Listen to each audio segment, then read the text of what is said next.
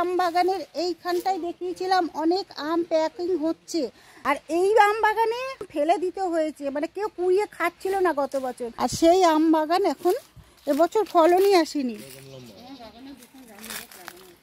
এই যে এগুলো হচ্ছে জামরুল, গাছে ফলেছে একদম কাছে কাছে। এই যে জামরুল ঝুলছে দেখুন, এই বিদেশি জামরুল, এক থোকা এখানে জামরুল ফলেছে। ও আর এই সেই গরু ঘর। আর আমি চলে এসেছি সেই আমার হাজবেন্ডের, এটা দেশের বাড়ি। আগের ভিডিও তো আপনাদেরকে দেখিয়েছি, তো আমরা বাপের বাড়ি এসেছি, সে কারণে এখানেও চলে এসেছি। আম গাছের নিচে চলে এসেছি, এই যে আম হয়েছে আম। সেই গরু ঘর, গোয়াল ঘর, যেখানে বড় বড় গরু পোষে, সেই গোয়াল ঘরে আপনাদেরকে আবার নিয়ে এসেছি। বড় বড় গরু,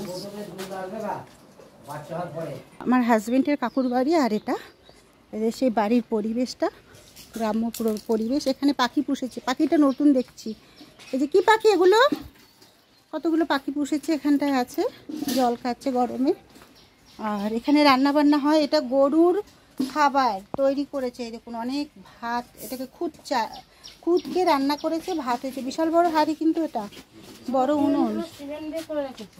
আর এইদিকে লিচু গাছ, লিচু ফলেনি নাকি? হ্যাঁ লিচু হয়েছে অনেক ওপরে, ওই যে লিচু। আর এই সেই এবার আমের কি হবে?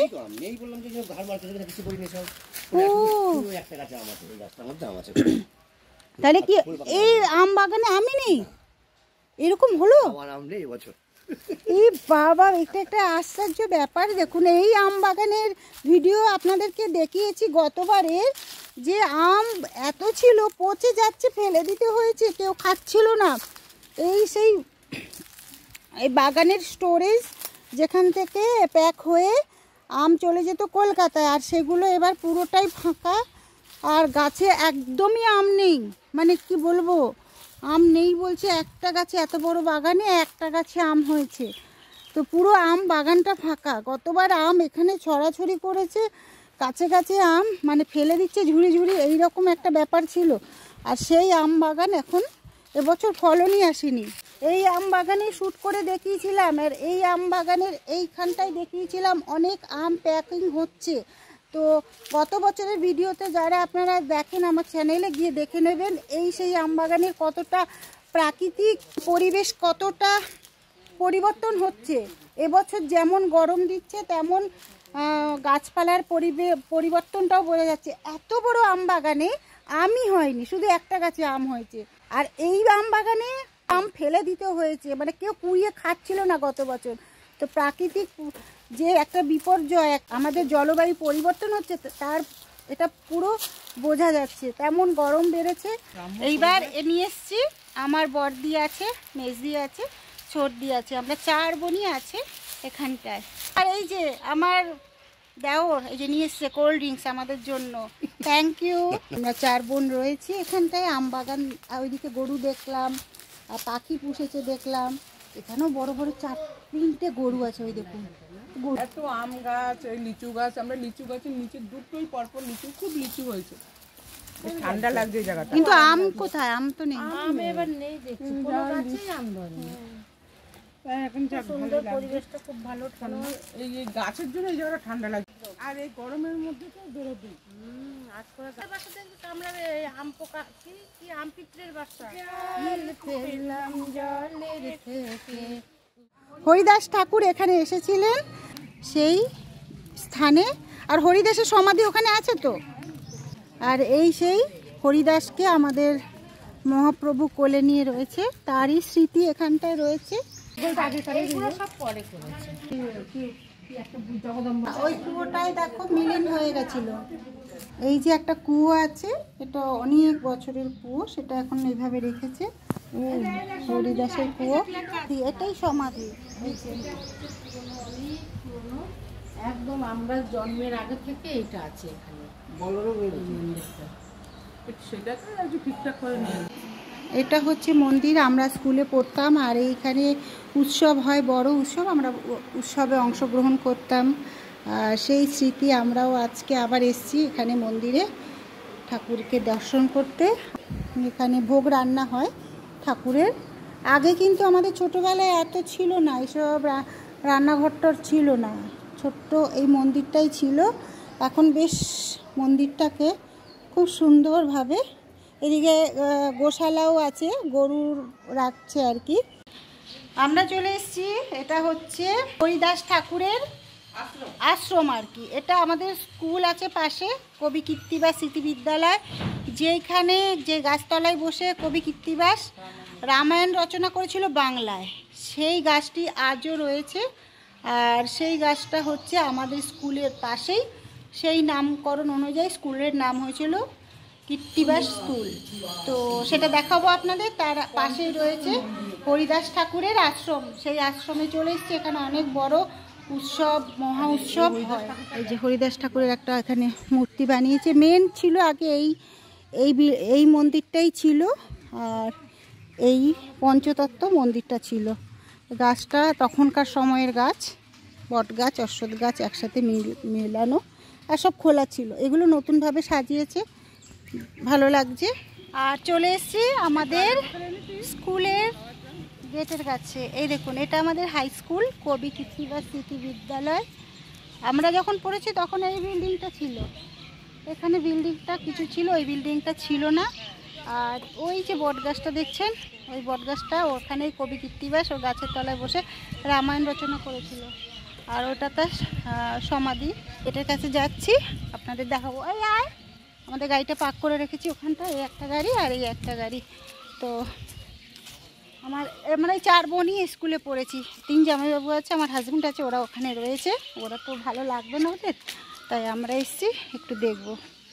এই যে আমাদের পুরনো একদম এইটা সামনেটা, এটা রেখে দিয়েছে। হ্যাঁ, এই যে কীর্তিবাস স্মৃতি বিদ্যালয় 1916 সালে স্থাপিত হয়েছিল। এই স্কুলটা ব্রিটিশ আমলে স্থাপিত। দেখুন 1916 সালে স্কুলটা স্থাপিত হয়েছিল, 114-15 বছর হয়ে গেছে।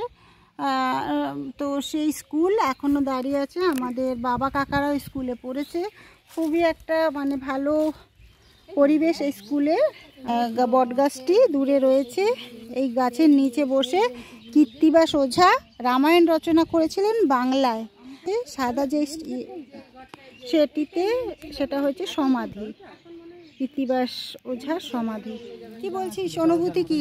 ভালো লাগছে, সেই পুরনো কথা মনে পড়ে যাচ্ছে। আমরা চলে এসেছি আমাদের স্কুল থেকে খানিকটা, মাত্র 2 মিনিটে গাড়িতে চলে এসেছি। এটা হচ্ছে গঙ্গার ঘাট, বয়রার গঙ্গা বলে, তো ওই গঙ্গার ঘাটে এসেছি। ইচ্ছা আছে স্নান করব, দেখি কতটা কি। এখন 40-41 ডিগ্রি চলছে দাবদাহ।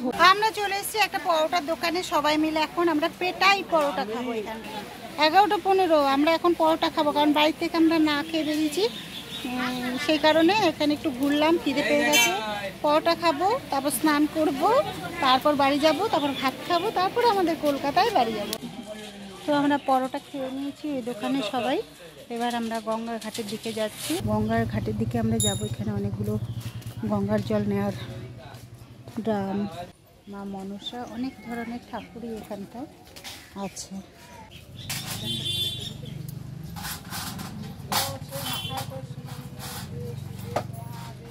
এদিকে দেখুন ঠাকুর বিসর্জনের অনেক ঠাকুর এখানে রয়েছে গঙ্গা ঘাটে।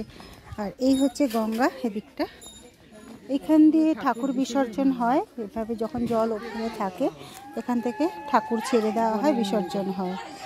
আর এখান দিয়ে ঘাটে যাওয়ার রাস্তা।